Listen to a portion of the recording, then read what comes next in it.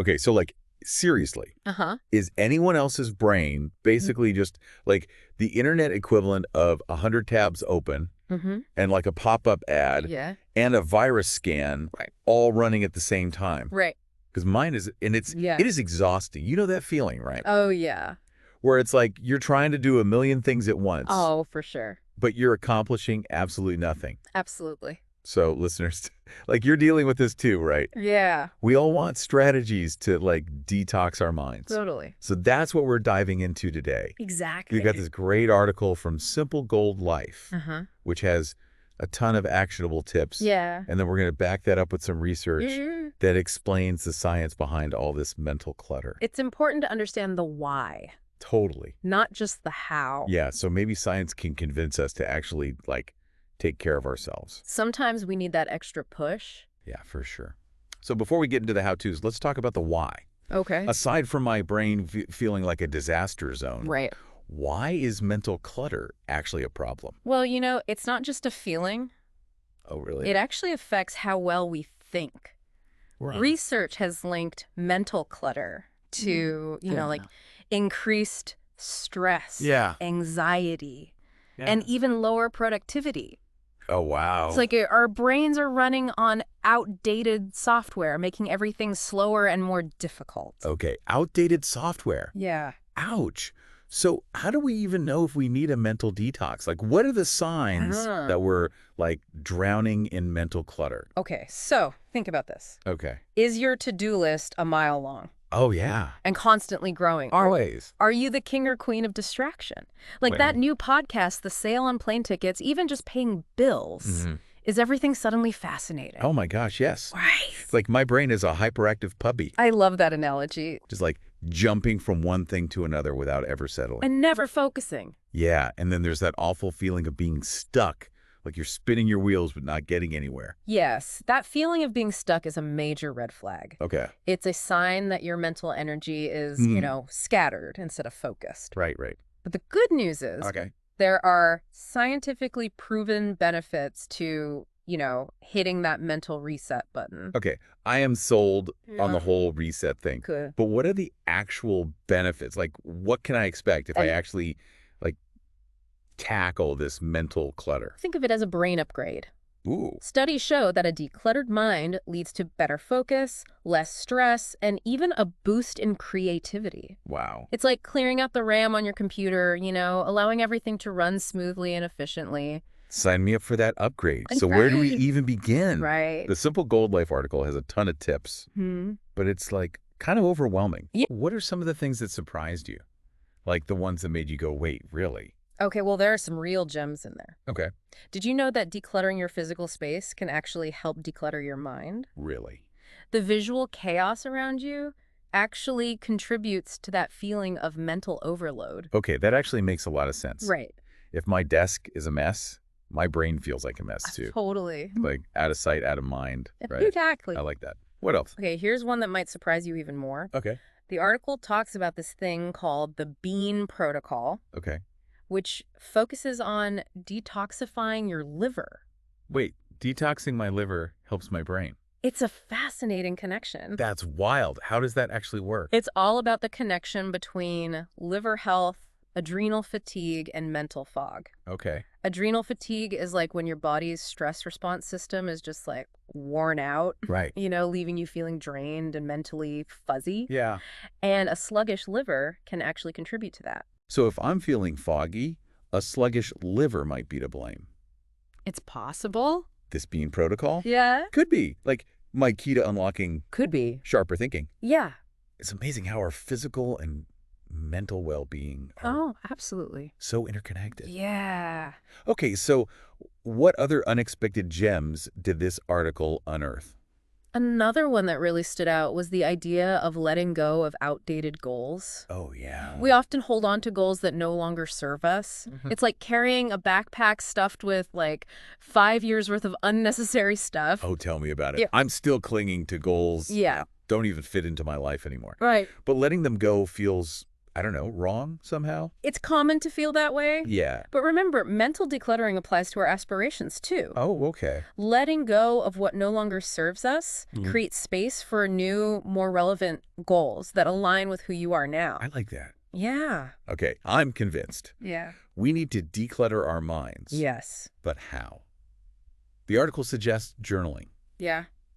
But honestly, sometimes that just feels like adding more to my plate. I get it. I know. But research from Harvard Medical School shows that expressive writing can actually help clear your mind. Oh, It's about getting those thoughts and feelings out of your head and onto paper. So it's not about Yeah.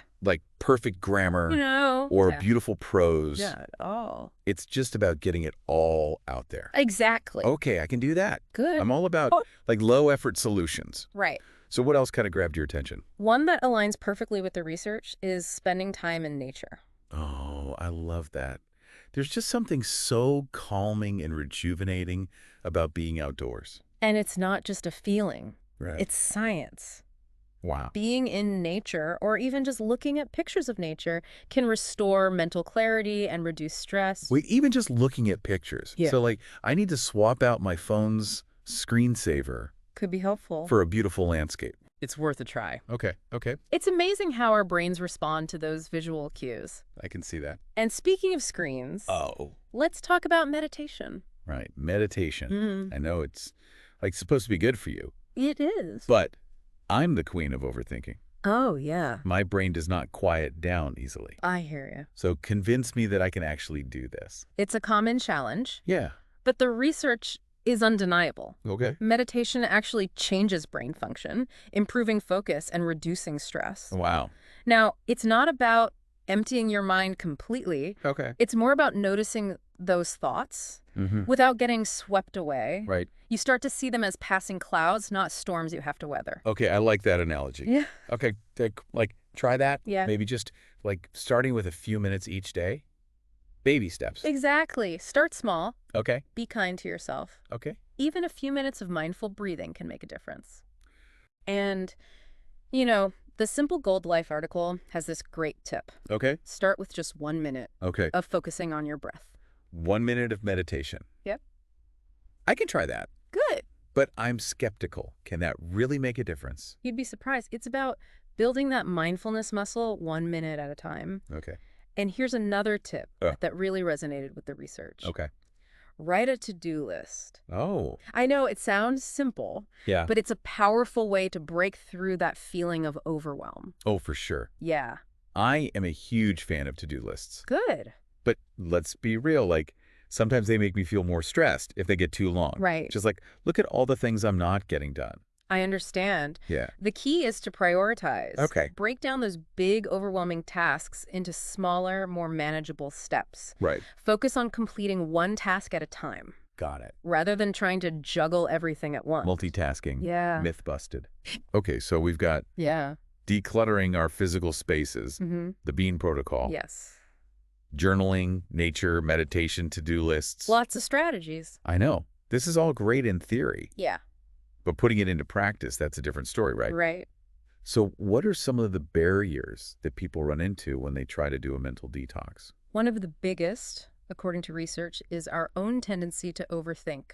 Oh, the irony. We're trying to declutter our minds, I know, right? but our own overthinking gets in the way. It's a catch-22. It's like trying to clean your house while simultaneously making a bigger mess. Exactly. So how do we get past that? That's where those mindfulness techniques come in. Okay. They help us break free from that cycle of overthinking Okay. by bringing our attention back to the present moment. So mindfulness is the antidote to overthinking. It can be. I like that. Yeah. What other, mental roadblocks do people hit?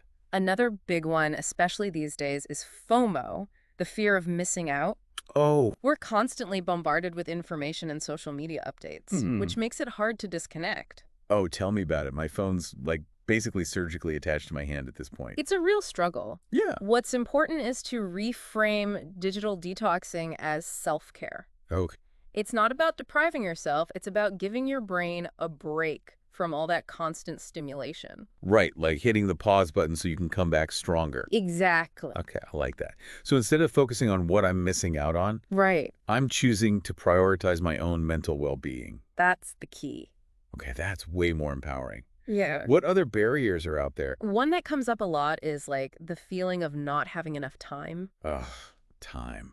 The eternal enemy. Yeah, we're all so busy. Right. And adding one more thing to our already packed schedules can seem impossible. It can. It can. But remember, it doesn't have to be a huge time commitment. Okay. Even small steps can make a difference. Start with, like 5 minutes of mindfulness or a quick brain dump in your journal.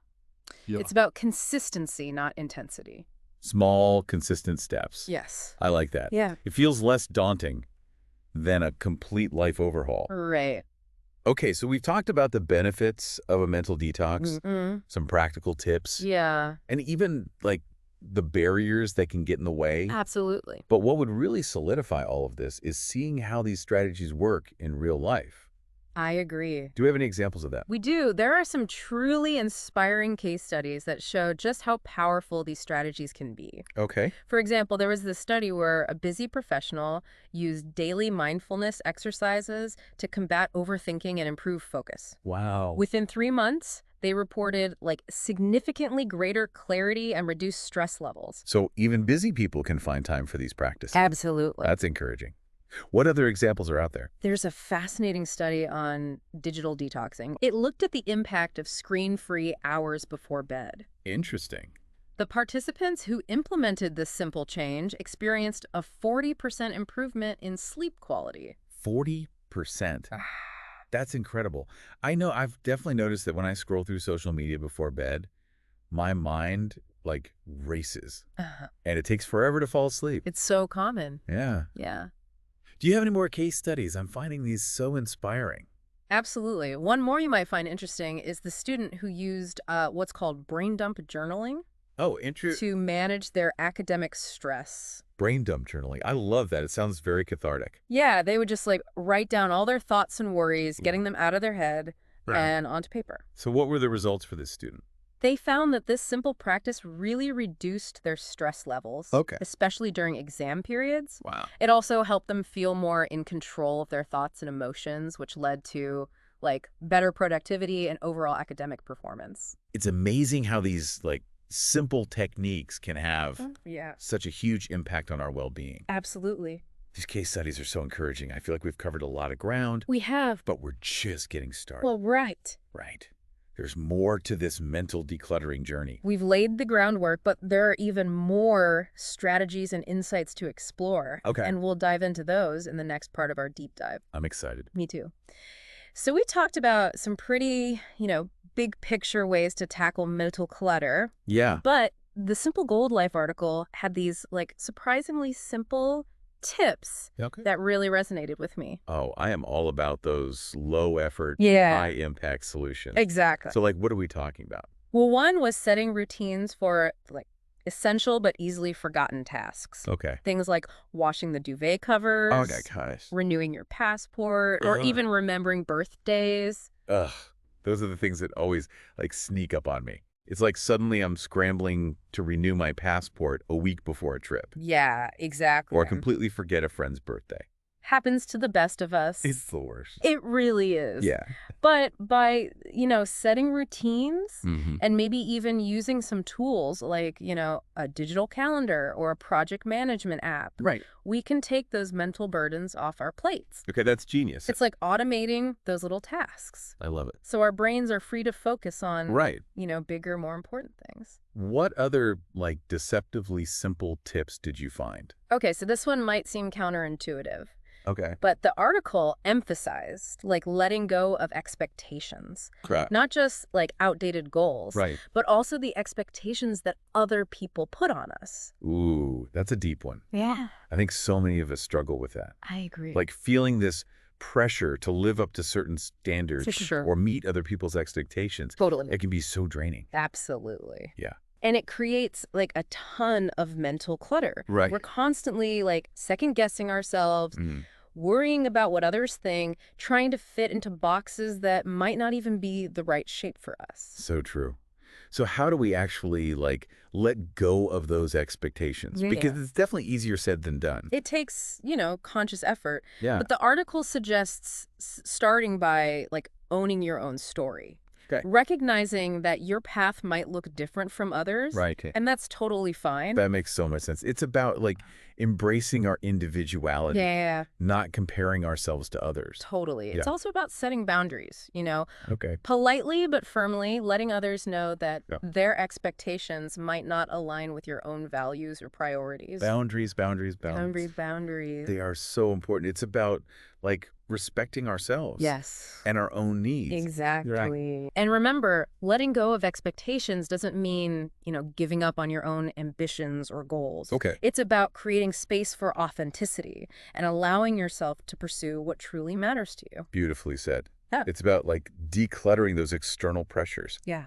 So we can focus on what actually brings us like joy and fulfillment. Exactly. So speaking of things that drain our energy, we touched on like digital detoxing earlier. We did. I think it deserves a deeper dive, don't you? Absolutely. I mean, our digital devices are like black holes for our attention. Right. It's like, wait, where did the last 3 hours go? Exactly. And it's not just about like wasted time, right? It's like, I feel like all that screen time actually makes it harder to think clearly. You're absolutely right. Okay. Research shows just how bad this, constant digital engagement is for our mental well-being.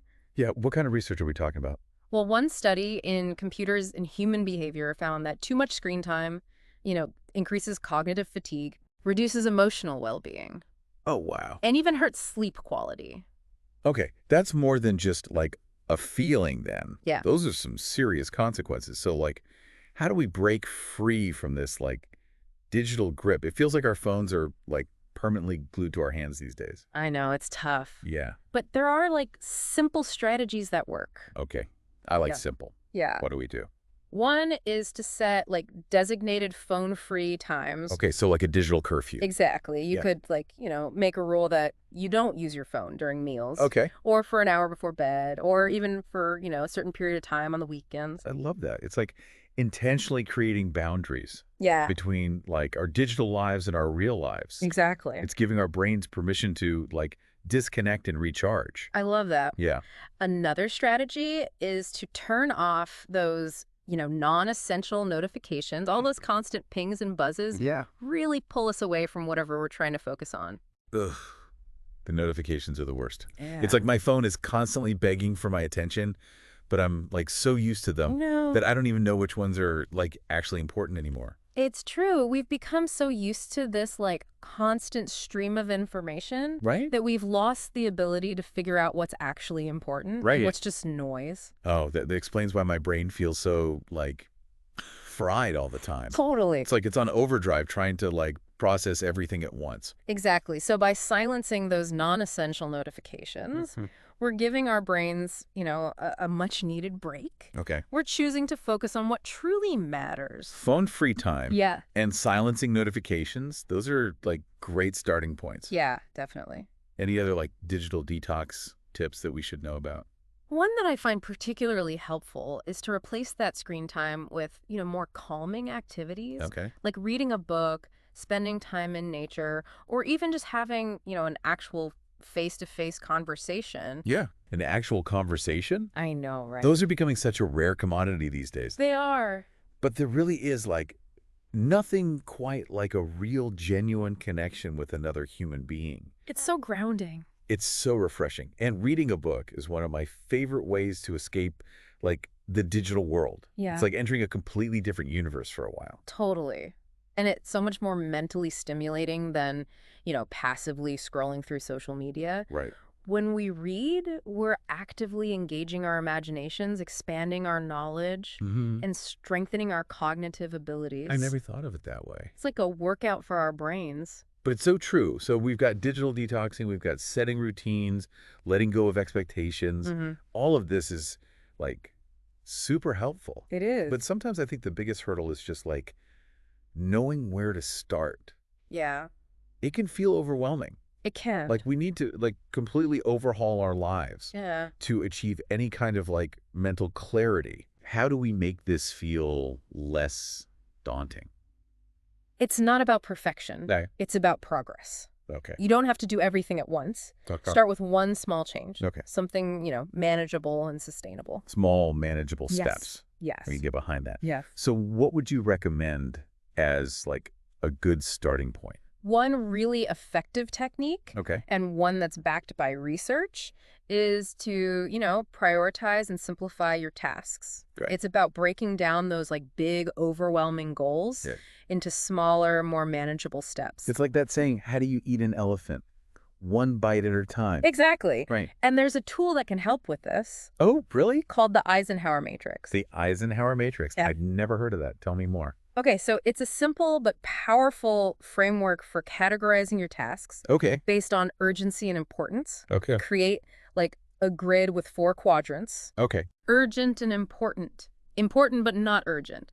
Urgent but not important. And neither urgent nor important. Okay. I'm picturing this grid in my mind. So I'm guessing the goal is to like focus on the tasks that are both urgent and important. Exactly. Those deserve your immediate attention. Okay. Then there are the tasks that are important but not urgent. You want to like schedule time for those and work on them strategically. All right. That makes sense. Yeah. What about the tasks that are like urgent but not important? What do we do with those? Those are often the ones that cause the most stress and distraction. Oh, really? Yeah, they feel urgent, right, but they're not actually contributing to like your long-term goals or well-being. So it's about learning to delegate those tasks. Yeah. Or even eliminate them altogether if possible. Exactly. And then finally, you have the tasks that are neither urgent nor important. Right. Those are the ones you can either eliminate completely or, put on the back burner for a later time. Okay, I am loving this Eisenhower Matrix. It's so helpful. It's such a simple but effective way to like organize our thoughts and prioritize our actions. It's a game changer. It is. And it can really help reduce that feeling of overwhelm and mental clutter. Yeah. When we have like a clear understanding of what truly matters. We can focus our energy there and let go of everything else. This is going to revolutionize my to-do list. I'm so glad. It's like giving it a much-needed makeover. This ties in beautifully with another like key aspect of mental decluttering. Okay. Being mindful of our commitments. Oh, that's huge. Yeah. I think so many of us have a tendency to overcommit ourselves. Totally. Like saying yes to everything and everyone. Yes. Even when we're already like stretched thin. It's so common. Like we forget to say no. It's a recipe for burnout. It is. We feel obligated to say yes out of like guilt or a desire to please others. But in the process, we neglect our own needs. Right. And we end up feeling, resentful and exhausted. That is so spot on. Yeah. It's like we're constantly running on empty. Yeah. Trying to like keep everyone else happy. Right. But we're totally neglecting our own well-being. Totally. And we end up feeling like we're like failing everyone, including ourselves. Exactly. And that's why being mindful of our commitments is so important. Okay. We need to learn to say no gracefully and to prioritize those obligations that truly align with our values and goals. I love that. Yeah. It's about like setting healthy boundaries. Yes. And protecting our like time and energy. For sure. But saying no can be so hard. It can. Especially when we don't want to like let people down. So like, how do we get better at that? Remember this. Saying no to something actually means saying yes to something else. Oh, okay. You're choosing to invest your time and energy in the things that truly matter to you. I like that. It's a way of like honoring your own needs and priorities. That's a great way to reframe it. It's not about being selfish. No, not at all. It's about being like selective and intentional with our commitments. Exactly. It's about making choices that align with who we are and what we want. Exactly. And it's about recognizing that you can't do it all. Right. None of us can. Yeah. So be kind to yourself. Okay. Set realistic expectations and don't be afraid to ask for help when you need it. Okay, that's a mantra I need to like repeat to myself every day. I agree. Be kind to yourself, ask for help, and set realistic expectations. I'm gonna write that down. Good. Feels like we're starting to wrap things up here. Yeah, we are. What are your like final thoughts on all of this? I think we've uncovered some incredibly, valuable insights today on how to declutter our minds. Yeah. And create more space for like clarity, focus, and peace. I agree. It's been a really fascinating deep dive. It really has. From practical tips to like inspiring real life stories, we've explored like a range of strategies that can help us all like reclaim our mental well-being. I love that. And the best part is, what's that? It doesn't have to be overwhelming. It's not about like doing everything perfectly. Yeah. It's about taking those like small, consistent steps Yes. in the right direction. That's the key takeaway. It's a journey, not a destination. Right. There will be days when you feel, overwhelmed and mentally cluttered. And that's okay. Yeah. The most important thing is to have these like tools and techniques at your disposal so you can gently guide yourself back to a place of, balance and calm. So well said. All right. So as we like wrap up this part of our deep dive, I want to encourage everyone listening to like revisit those tips that really resonated with you. Choose one that you can implement this week. Yeah. And make it a priority. Love that. Your mind will thank you for it. I will. Okay, I'm so ready to put all of this into practice. Right. It's like we've been given this like toolkit for like decluttering our minds.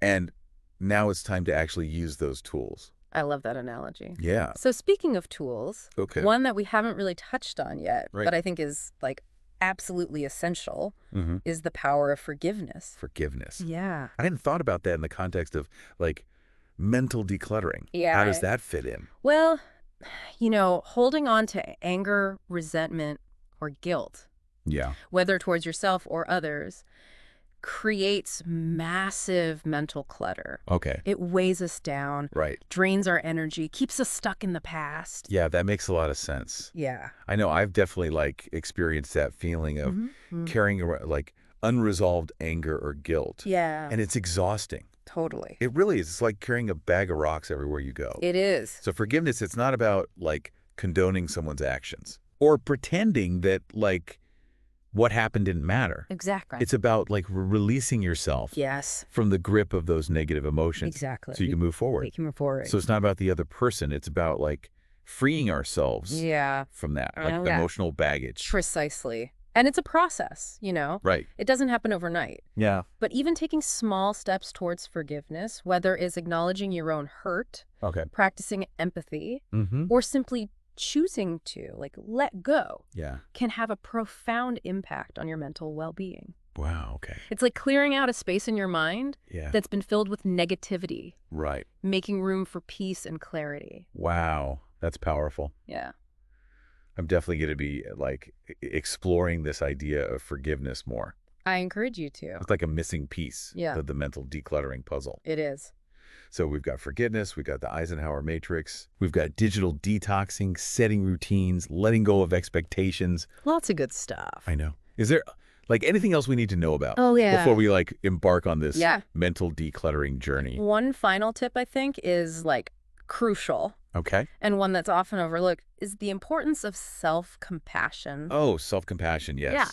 That's something I struggle with big time. It's so common. I tend to be way too hard on myself. Yeah. Setting like unrealistic expectations and then like beating myself up when I inevitably fall short. So many of us are our own worst critics. Right. But self-compassion is essential for mental well-being. Okay. It's about treating ourselves with the same kindness and understanding that we would offer to, like, a dear friend. Okay. It's about acknowledging that we're all human. Right. We make mistakes, and that's okay. It's about, like, giving ourselves permission to be imperfect. Exactly. Yeah. It's about silencing that inner critic, replacing it with a voice of, support and encouragement. Okay. Because when we're kind to ourselves, we create a more, positive and nurturing inner environment. Right. And that makes it so much easier to, manage stress, overcome challenges, and pursue our goals with confidence. This whole conversation has been such a gift. Oh. I feel like I have, like, a renewed sense of hope and a clear path forward. That's great to hear. It's not about, like, magically eliminating all mental clutter overnight. No. It's about having the tools and the awareness to navigate those challenges in a healthier, more compassionate way. I love that. So to everyone listening, let's commit to making our mental well-being a priority. Yes. Let's embrace those tools and strategies, those like small, consistent steps that can lead to like lasting change. It's a journey, not a destination. And remember, you're not alone on this journey. You're all in this together. We're all in this together, striving for clarity, balance, peace of mind. You got this. That's it for this deep dive into decluttering our minds. Hope you enjoyed it. We hope you found these insights like helpful and inspiring. Yeah. Until next time. Take care of yourselves. Take care. And those beautiful, brilliant minds